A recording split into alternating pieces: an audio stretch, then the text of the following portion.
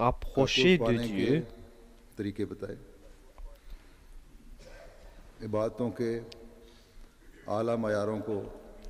Il nous montre comment atteindre l'apogée dans le domaine de ces actes d'adoration, comment se comporter dans la société.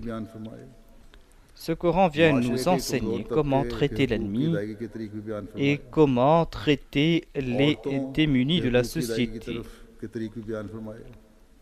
Il nous montre aussi comment s'acquitter de ses devoirs envers les femmes. Le Coran nous parle aussi de ces nouvelles inventions et quels sont les avantages que va en tirer l'homme.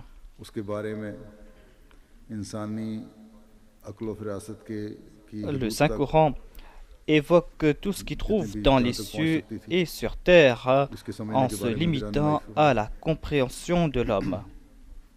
Et il a donné des directives à ce propos. L'homme, 1400 ans de cela, n'a pu comprendre ces faits qui ont été évoqués dans le Saint-Coran. Et l'homme d'avant cette période ne pouvait même pas comprendre ces points.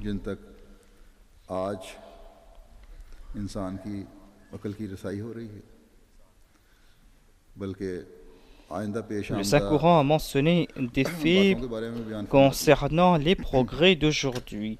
Le Saint-Coran évoque aussi des faits concernant le futur.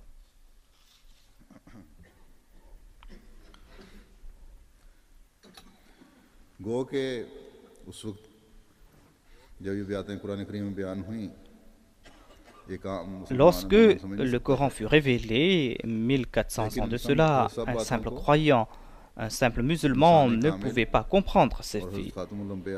Le saint prophète Mohammed lui, par l'entremise de sa perspicacité, pouvait comprendre ces points. Il était une lumière parfaite et il a été éclairé par Dieu lui-même. Et il a aussi éclairé ses propres compagnons et ils en ont profité selon leurs aptitudes. Il leur a enseigné comment adorer Dieu et il les a poussés vers les sommités de ces actes d'adoration. Le saint prophète Mohammed lui leur a fait comprendre l'objectif de leur vie.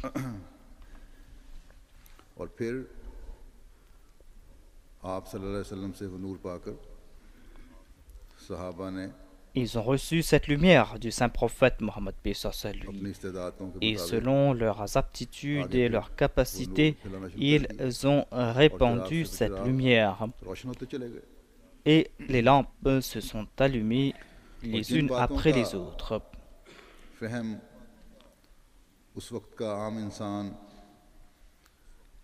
Et quant au point que l'homme ordinaire ne pouvait pas comprendre à l'époque, à ce propos, il leur a été dit que grâce à ce livre parfait, jusqu'à la fin des temps, les lampes vont s'allumer et les croyants du futur vont voir les faveurs de Dieu. Quant à celui qui est amoureux de ce bas monde, verra cela par l'entremise de ses yeux d'homme ordinaire.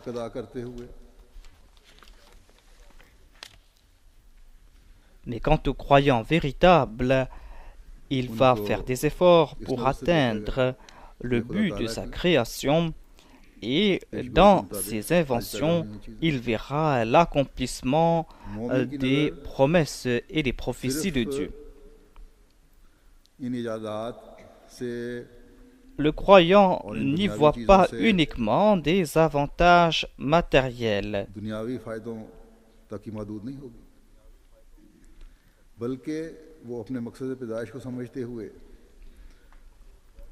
Le croyant va comprendre le but de sa vie et il va faire des efforts pour profiter de cette lumière qui a été révélée par l'entremise du saint prophète Mohammed Mustafa sallallahu alayhi wa sallam.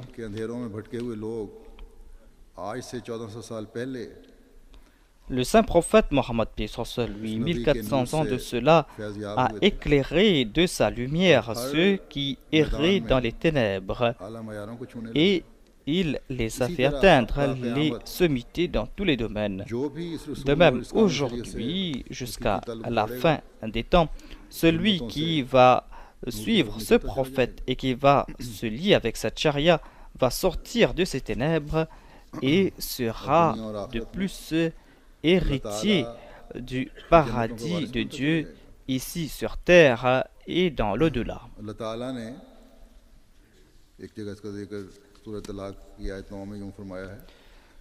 Dans la sourate At-Talaq, Allah déclare à ce propos: Rasulan yatlu alaykum ayatillahi mubayyinatin liyukhrij alladhina amanu wa amilu salihati min adh-dhulumati ila an-nur wa man yu'min billahi wa ya'mal salihan yudkhiluhu jannatin tajri min tahtiha al-anhar khalidina fiha abada.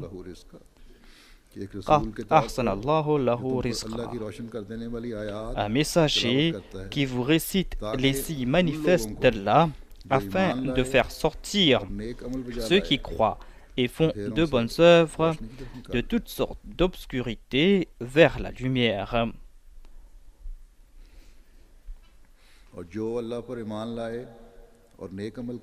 Et quiconque croit en Allah et fait de bonnes œuvres, il le fera entrer dans des jardins à travers lesquels coulent des ruisseaux pour y demeurer éternellement. Allah a en vérité fait pour lui une excellente provision.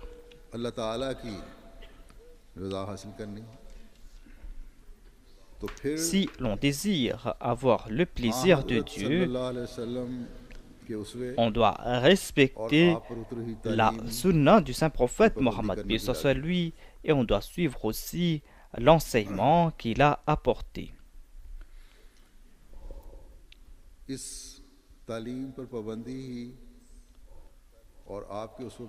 C'est en respectant ces enseignements et c'est en suivant l'exemple du saint prophète Mohammed, paix soit sur lui, que nous allons sortir de l'obscurité. Et c'est là que nous pourrons avoir aussi le plaisir de Dieu. Et ceux qui ont profité de cette lumière doivent posséder la foi d'une part, mais ils doivent aussi accomplir de bonnes œuvres. Il ne suffit pas d'avoir la foi.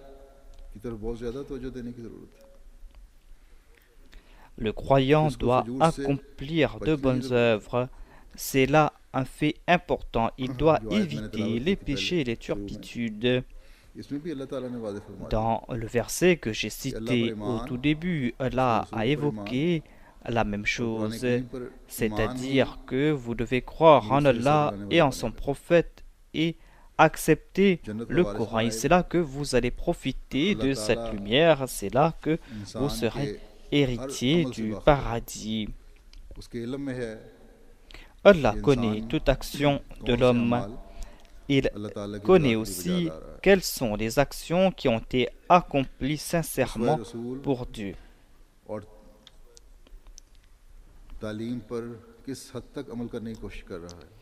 Il sait aussi jusqu'à quel point on est en train de faire des efforts pour suivre la sunna du saint prophète Mohammed, paix soit sur lui. Il sait aussi si la foi est sincère ou qu'elle est simple déclaration. Allah nous a accordé de grandes faveurs en envoyant ce prophète en suivant lequel on pourra avoir le salut ici-bas et dans l'au-delà. Il incombe donc aux croyants de suivre cet enseignement. Ils doivent suivre cet enseignement qui est parfait. C'est un enseignement parfait et complet. Et voyez aussi cette faveur continuelle de Dieu en disant wa akharina minhum.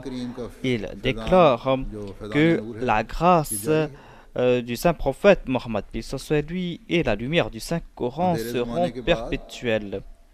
Après une période d'obscurantisme, le Messie premier l'Islam viendra et c'est lui qui va profiter le plus de la lumière du saint prophète Mohammed. Et ainsi, il va guider les gens de nouveau vers Dieu et il va retirer les hommes de l'obscurantisme et va les mener vers la lumière. Ce